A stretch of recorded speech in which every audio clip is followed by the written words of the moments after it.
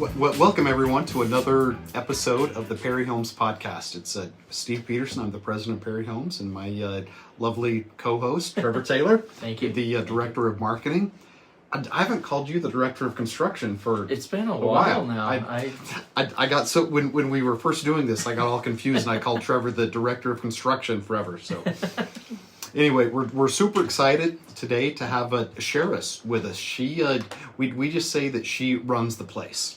It's true. When I was when I was interviewing, Charis and I had this fun friendship. I interviewed. You guys probably know the story. I interviewed for 6 months at Perry Homes before I got this new position. And so every time I would walk in, Charis would be like, I have no idea who you are, but you keep coming back to talk with the CEO, so... Right, and he's letting you go in, so... Yeah, I guess I just you let me in, and I wouldn't, so... Anyway, she was the first person, she's the face of Perry Homes when people walk into the office, so we're super excited to have her. So welcome. Well, thanks Charis. for having me. This has been super fun to do these and get to know our people a little better. So why don't, before we get into kind of what you do at Perry Homes, just tell us a little bit kind of your background, your story, where you're from. I remember. What's the Charis story? Well, I told you I printed out a little paper. I have to show. I have to. I love it. I'm like, you asked me where I'm from, so I had to show a little homage to where I'm from. Oh, we have a little visual. I love it. That's awesome. I know it's too far away, but I'm from Savannah, Georgia, and we're Gullah Geechee, and this is kind of one of our... Is that the house you grew up in? No, so this is actually the museum that's out there right now. So it tells people about our heritage and what they did and all that fun stuff. So this is kind of out there in Savannah, Georgia. Can you like show it closer? In my broken chair, I'm scared. If you can... Hold, please. That's awesome. So there's that. That's a very cool picture. So that's just my people. So that's where you're from in Savannah, Georgia. That's the museum in Savannah. It's on a road called Pinpoint. Okay. And so my dad grew up there. All his family grew up there. Gullah Geechee is pretty much. I wrote my notes, so okay. Because I'm a little nervous, so I'm like, I don't know. You look fine. You look great. Forgot how to talk. It's fine. It's pretty much the enslavement of the West and Central Africans on plantations of the lower Atlantic states. Okay. So it'll be like Florida, Georgia, South Carolina, North Carolina, that kind of very East Coast side of that is kind of the Gullah culture. Yeah. So I think I wrote down the early 1700s. It's the Pinpoint Heritage Museum of what this picture is. That's just, it's just called Gullah Geechee. It's kind of I'm learning a little bit more about it as we go back as well. Yeah. But so you, like, your childhood was that's where you grew up. Yeah. Then how did you get, what got you out to Utah? So family, sad story, actually. I know. My mom passed away when I was 12. Oh my gosh. So my dad drove trucks for CR England, and they were based out in Salt Lake. So he was doing trucker training, but driving cross country from Savannah to Salt Lake, and then he ended up moving here. And then when my mom passed away, I ended up moving out here to be with my dad. Gotcha. So I got shipped all the way across the world, I felt like, from southern to west coast. Different culture, right? Moving to Salt Lake, you're like, oh, this is different. Yeah, like I never knew what a Mormon was. Yeah. And I never, I didn't grow up that way, so I didn't know anything about it and didn't know that was a thing. But some people knew it was a thing. So I'm just like, okay. And then I come and definitely a lot more white people here.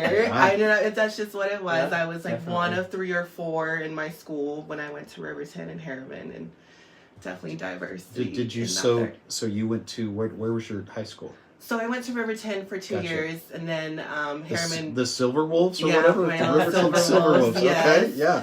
And then Harriman opened in 2010, so I went there for my senior year and graduated in 2011. Yeah. So my coach went out there, I ran track.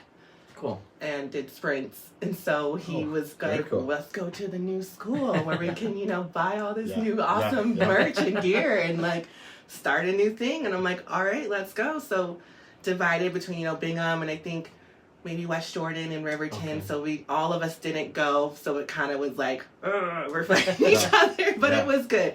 Yeah. It was really good.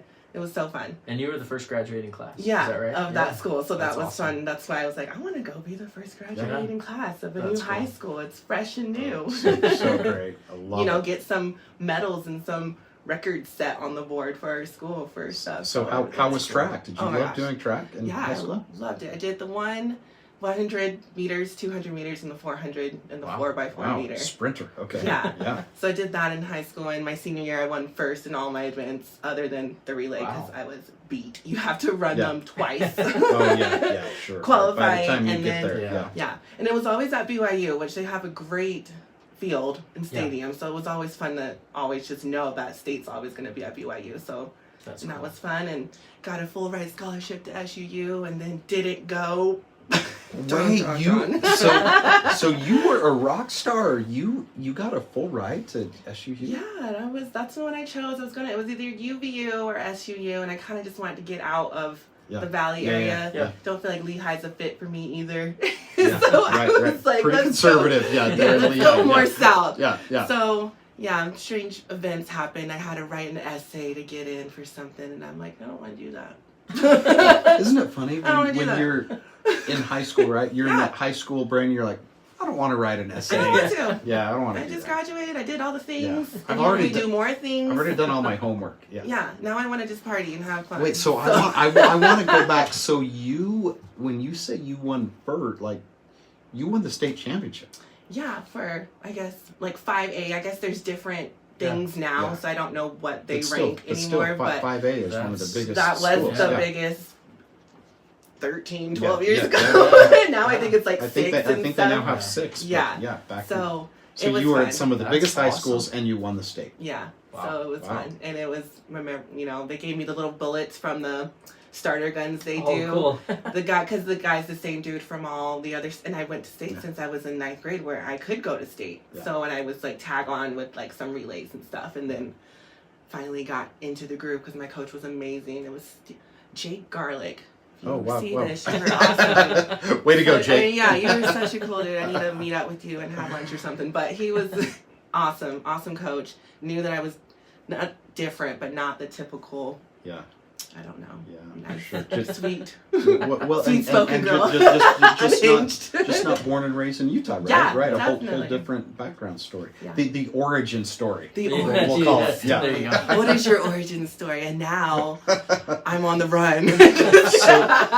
So take us. So after high school, you've been out of high school for 13 years. So before you came to Perry Homes. Yeah.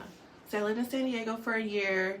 I've always been in restaurants, so I've always served and bartended people. This is probably like my my first grown-up job. The first big girl job. Yeah. I've always just bartended, and I bartended at the Sky Lounge before Perry Homes. I worked at the airport and bartended in the Delta Sky Lounge and got to take care of people. And with all the high rollers. Yeah. But it was so fun because I'm more personable. So and I'm on my feet, so it helped me stay on my feet and not be like, ugh. You're up moving, active. Yeah. And then I was pregnant during that whole time too, so that was fun. Yeah. But my son's 6 now. And he is the cutest little kid. He loves coming in. You met her little dude? Oh yeah. I can't believe you haven't met him. Met Adrian yet. No. Stop. He's awesome. The mascot. He comes in like he tells he tells Junior, he's all, you're the manager or you're the boss man. And he's like, I'm not the boss man. That's hilarious. But he'll go and try to peek in offices and say hi to people and go trick-or-treating in their offices for candy. That's so good. How old is Adrian? He's 6. Oh my! So is he first grade this year? Kindergarten. So we're September babies. We're gotcha. At the end of the deadline. Yeah, gotcha. But that's good because I was the oldest in my age, and I got to drive. But you can also get in trouble at 18. Yeah. That's Adrian. So in 12 years, you're like, Adrian, no. It's already happening. So I raced 4. Trevor's got some too. I've got 3. Yeah, it's. The one that's enough. It's always an adventure. Yeah. Okay, so you did that, and then you came. So how long have you been at Perry Homes? 5 years. I was there. I would like to say I'm the COVID baby. I started during 2020. Oh yeah. So we're 2024. Yeah. So we all got furloughed. Well, everyone at the airport got furloughed, and was off for about 3 or so months, and then I'm like, okay, I can't go back to the airport, bring COVID back to my child. That's one. Because he had RSV really bad. Oh, shoot. Had him seizures and stuff. So I'm like, I can't be that. That's the first line I feel like is the airport where things are coming in Everybody's and traveling from everywhere. and it just made me kind of like, okay, yeah. for the well-being and safety of my household, I don't want to bring anything back like that. So searched out, and I loved homes, and I've always wanted to be a real estate agent, and I just love the smell of a new home that just got built, and I would go in and be like, I can't afford this, but I want to go look through it. Right. So how did you just respond to an ad or something? No, I think it was on KSL, and I was just looking for jobs, and then it just popped up literally just in my lap. Hey, Perry Homes, home building company, front desk, and I'm like, well, I have great people skills from doing my marketing, do all those type things, and so I'm like, well, might as well apply. So I did, and I don't know how many people Chris said, maybe 3 or 4. Yeah. But I think after the second one, they called me back, right? Actually, while I was at this light that's over here. Oh. Because I live right over here. Oh, that's hilarious. So did you interview with Chris then? Yeah, I did my interviews with Chris, and then, they called me back, and they're like, we would like you to work here. And then I was like, perfect. So that's awesome. Been here ever since. And that's it. That's all my notes say. So what are some of the things you like about your job? Oh, I love my view. I do have a great view. I have the best out that front window. Best window in the office. I know it seems simple, but it's like, are those real mountains or are they fake? So beautiful. Yeah. Oh, for sure. So I love my view, of course, but everyone we work with is so awesome and so sweet, and it just feels like our family away from home family, because we're there just as much as we're home. We spend so much time, right, with the people that we work with. And it's just a tight niche, place. There's only about 10, 15 maybe of us in the building at a time, and so we all can just chat and be personable, and that another person's sincere in what they do, and it's not like, oh, who's the president? Yeah. Do you guys know who that is? Right, yeah. That guy's weird, I heard. Now that part, that might be true. That's absolutely, he's weird and a little goofy, and he wears funny socks. And he likes frogs that do backflips. Okay, so Charis has this little... What are you talking about? Trevor's like, what? So she has this little wind-up frog. When I get stressed out, I'm like, Charis, I need the frog. I wind up her little frog, and he does some backflips, and I'm like, oh, I feel bad. I've been out there like 100 times to do the It's because it's just he doesn't fail to do the backflip. It's true. He's very consistent. Yes. So if you want to, I was gonna say, I know what we can do for Christmas now. The backflip. The backflip. A frog that does backflips. Okay, I'm gonna let Trevor ask you a question, because he's gonna throw you a little curveball here. Well, it goes along with what you were just talking about, but I just would like you to explain to us and to everyone watching what exactly you do at Perry Homes, because you, like Steve said, you're the front line when people come in. What else do you do? I know there's a lot more to it than just greeting people as they come into the office. So. Yeah. Go ahead and tell us. Greet people, put the gate down and be like, you may not enter, type of gatekeeper. Deal. That's a big deal. Yeah, gatekeeper. But no, I do the data entry for invoices as well through TimberScan. So all the invoices that come in from all of our vendors, I put them through this great machine we have that works and sometimes doesn't work. and all means a lot, like 1,700 invoices last month, right? That's a major deal. From 2 to 8, what is it, Thursday? I don't know what day it is. Thursday. But Monday to Wednesday, 300. And I'm like, oh my gosh. Wow. Holy moly. So, it's great. And it's been a lot more maybe since Steve's been on. Yeah. You guys have been pulling in so much more work in house building and all that fun stuff. Yeah. So increasing the volume. Definitely have increased the volume. So we're just slinging through invoices, and I'm inputting them all in the system for our superintendents and division leaders to approve at a timely manner, which they are so great at doing. Shout out to the guys in the field. I love it. You also answer the phones. Yes, I answer You're the first phones. line for the phones. And people call in to set up meetings to go look at model homes. So I, let them know what sales agent's working there that day, and I'll transfer them to their cell or give them their phone number. We have a Freedoms Foundation people that come in on Wednesdays. I make sure that room's ready for them to come in. Kind of just getting conference rooms ready. I don't know what I do. Well, and you and one thing, and Trevor kind of mentioned this, but you're kind of the gatekeeper. Yeah. Right? Because people wander in, and Charis is so good about and just kind of a personal note of gratitude for me is she'll come back to my office and say, hey, this person is here and, you know, they want to meet with you. And I'm like, and they have donuts. I have no idea. Take the donuts. Excuse me. Right? Because people want access to Tyler or to Bill or to me. And right. And that's kind of sometimes an awkward position.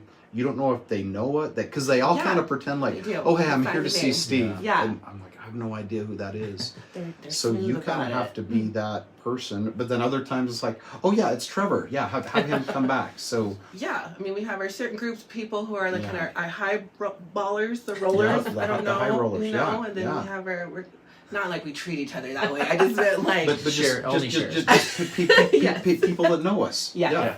I mean, we can't. And people that don't. People find a name online or somewhere, and they come in and they just say a name and trying to get somewhere, and then we tell them a process we have. We have a process for these type of things. You send your information to our email address, set up a bidding date. Set up some type of appointment, and so we kind of do that all the time, and we have these fun ones that keep showing up. I appreciate that you do that, and I think that's a pretty difficult job to just let the right people in, but the other in a nice way to just say, you don't have an appointment, so you're not going to get in to see. But this is how we can get one set up for you, and some pretend like that never happened.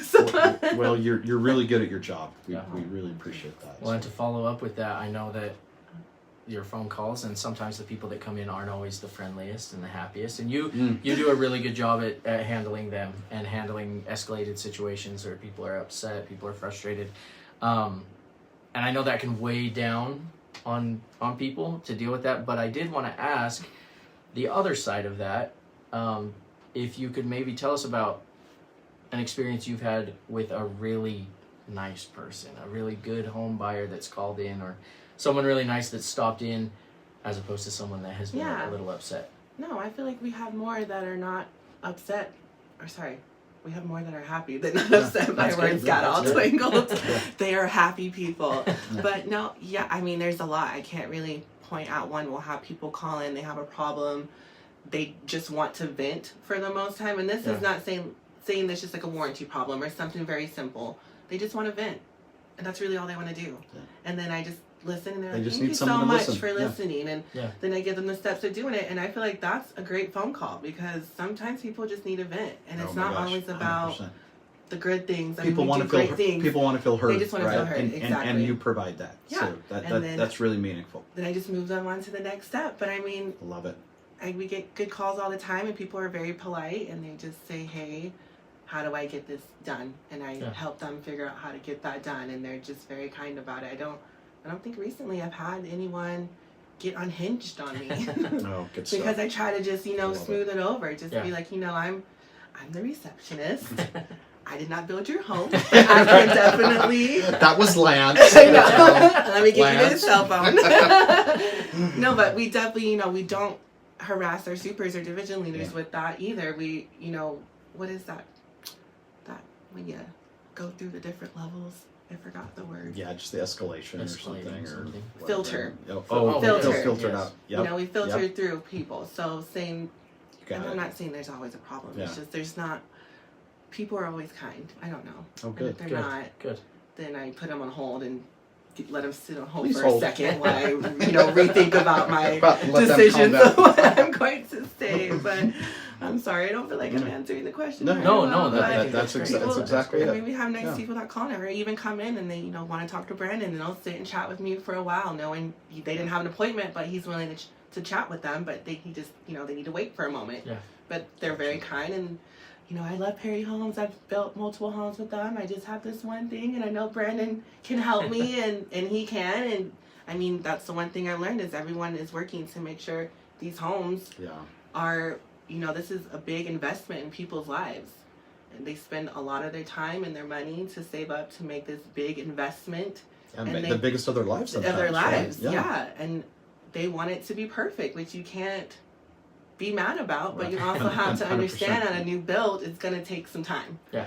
And, that's why we have things set in as warranty and things where we're always willing to help make sure that the home is exactly what they want it to be. You got it. Awesome. In their dream home, so. Oh, thank you. That was great. Thank you.